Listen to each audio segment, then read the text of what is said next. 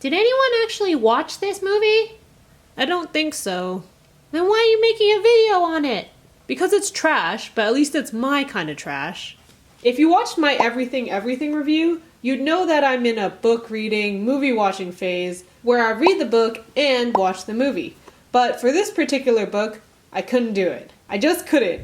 I could watch it, but I just couldn't spend the life points on reading it. Kinda harsh, I get it, but let's just start at the beginning. It'll be really apparent very soon. A disease sweeps the country, killing half the children of the world and leaving the ones that survived with X-Men powers. The book that this movie was based off of was first published back in 2013, and this is important to the critique because it is important to understand the context. The Hunger Games movie was released in 2012, which caused the super big, mega hype for the dystopian future genre. But there's a reason why most YA dystopian books are closer to kindling than they are to books. They don't give enough thought to the world building! Honestly, I would have given The Darkest Minds a read, but even the synopsis did not pass my bulletproof detectors. When Ruby woke up from her 10th birthday, something about her had changed. Something alarming enough to make her parents lock her in the garage and call the police. Something that gets her sent to Thurmond, a brutal government rehabilitation camp. She might have survived the mysterious disease that killed most of America's children, but she and others have emerged with something far worse. Frightening abilities they cannot control. Okay. I know this is getting off track, but let's take a quick writing class with Professor Know-It-All.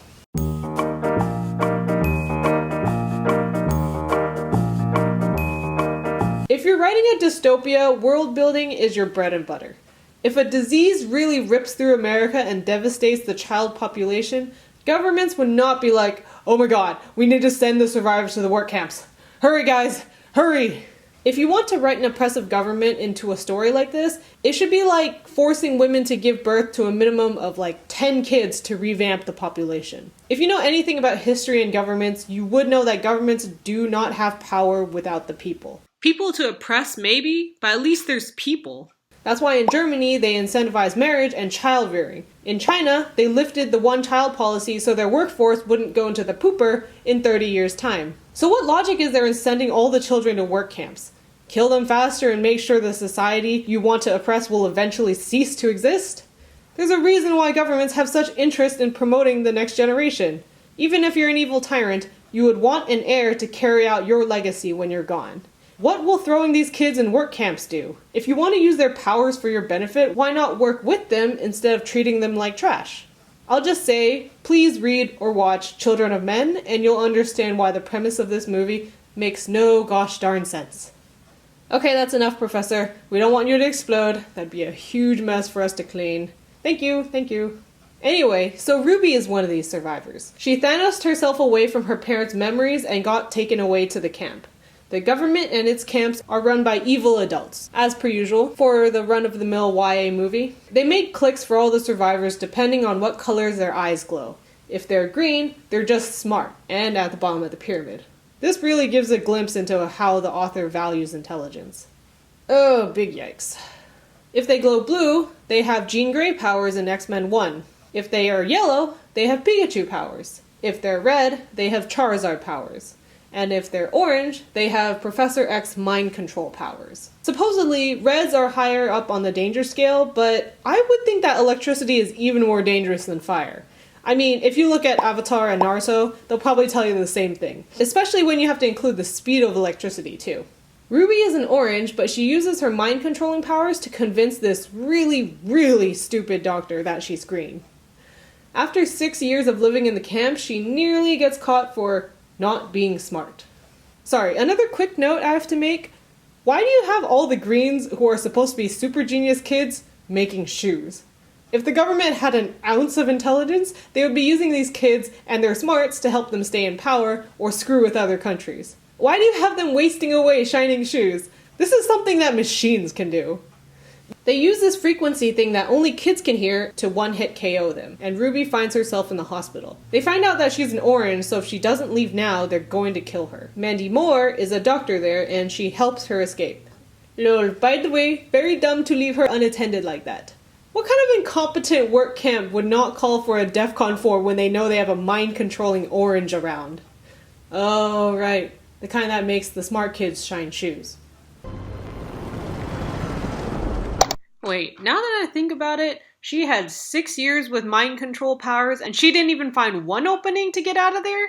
Keeping in mind that they believe they purged all the oranges, so they wouldn't have any specific guards against them. Like, I get the argument, you could say, where she might not have had full control over her powers, but look at this, she's able to do it here at the checkpoint. Just don't think about it, I guess. Sorry, I don't know her name, by the way, so I'm just gonna keep referring to her as Mandy. Mandy Moore gives Ruby a tracer necklace that she can use to contact her at any time. She says that she's part of a league, which is like a rebel group recruiting kids to use against the government. They meet up with Pistachio Man, but he's not as trustworthy as Mandy Moore. For some reason, they allow her to get changed in an unchecked convenience store rather than just drive to the safe house and change there. Maybe the disease that wiped out half the kids also wiped out half the brain cells in adults. I mean, that looks like a real high possibility from what I've seen so far. Ruby sees a little Asian girl with Pikachu powers and throws herself into a van. Mandy Moore and, I forget his name, give chase. 2 other kids jump into the van and drive away. There's a blue named Liam and a green named Chubbs. Also turns out that Captain Phasma was not happy with her role in Star Wars. She decided to take revenge on these other kids with Force powers too. Liam caused thousands of dollars worth in damage and kills a very defenseless tree, but he's pretty and he's gonna be a Kingsman, so we forgive him. After they get away, Ruby tries to leave, but Liam is thinking he wants to tap that, so he convinces her to come with them. Apparently there's a compound where kids like them can live and be safe from the government. They are somehow magically able to score a hotel room. Not sure how, if being a kid means you immediately are put on the map as an X-Men, but they manage. Okay, for as much as I'm ragging on the movie, I do think it's important to note that I did believe the chemistry between the 2 main leads. Like, when I turn off my brain to the world building, I can actually enjoy the cutesy, awkward scenes between them. Everything just felt so much more natural with them than her scenes with the everything guy. You need them. This way you won't die. Oh, God. Ruby, just take the damn socks and put him out of his misery. Shut up, Joe. You got away with the ladies, Liam. I feel like I should ask you to prom or something. Why don't we start with scraping these letters off of this minivan, and then we'll see where it goes from there. Deal. Sorry.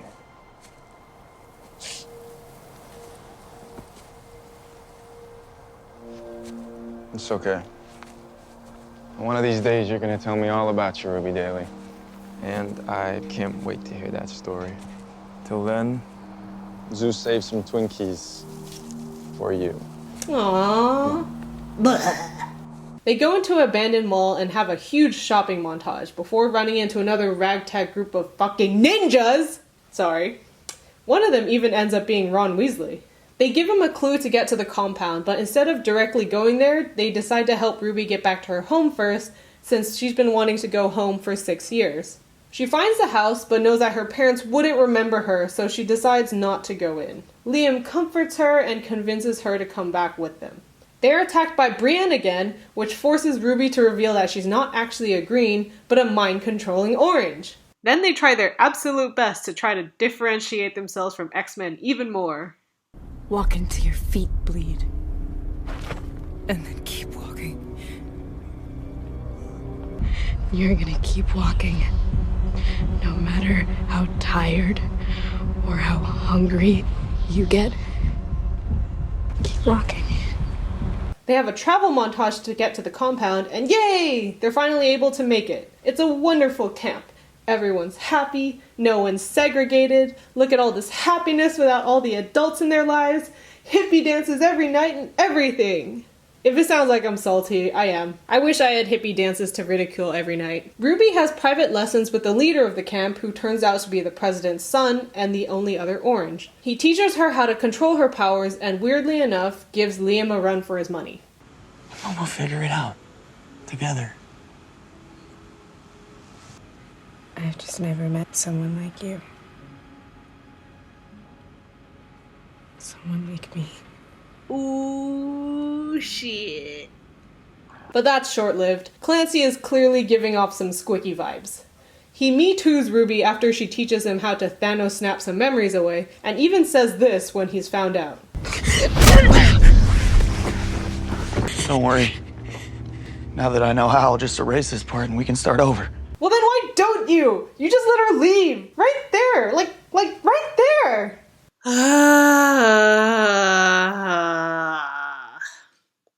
Ruby, Liam, Chubbs, and Zoo try to make a break for it, but get caught. Apparently, Clancy has been working with the government people. You bastards! Dum. Zap, zap. Pew, pew, pew. Zap, zap, zap. Roar, roar. It becomes a showdown between Clancy and Ruby, and they basically play chess with the military people.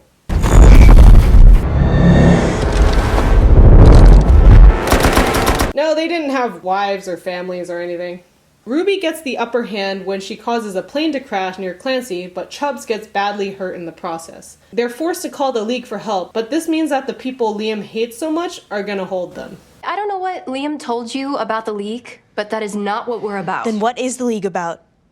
Because as far as I can see, you're no better than anyone else. We're here to help you. Ruby shits on the League even though she really has no grounds to. They've technically only been helpful to her, so I'm kinda siding with Mandy on this one. Ruby wants them to let Liam go, but he won't leave without Ruby, so she has to erase his memories too. Aww. Blah. When she finally does, it's kind of sad, because he doesn't remember any of the adventures they went on, or the feelings that they had. In the end, Liam goes on his way, and Ruby stands with the League.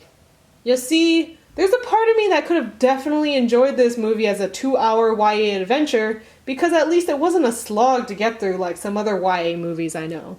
It has a bunch of features that feed directly into the guilty pleasure center of my brain. A pretty boy and a pretty girl. Diversity! Poppy music. Diversity! Easy to understand clicks. Diversity! And a bittersweet ending that feels kinda complete in its own way. Diversity! Okay, the diversity thing is a joke. I don't care about that too much, to be honest. But it does seem to be something the movie really cares about, so I just thought I'd mention it. The main reason why the movie is such a weird one for me is because I actively have to switch off my brain when watching it.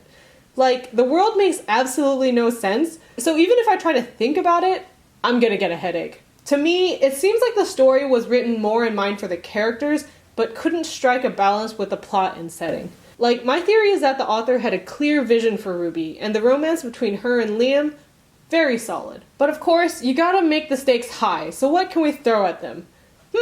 I know, a dystopian one. One where the government is evil and menacing, but also really, really, really stupid and would crumble apart in a day, so it'll lend itself easily to intense scenes and twisty turns. Yeah, a bit of a shame.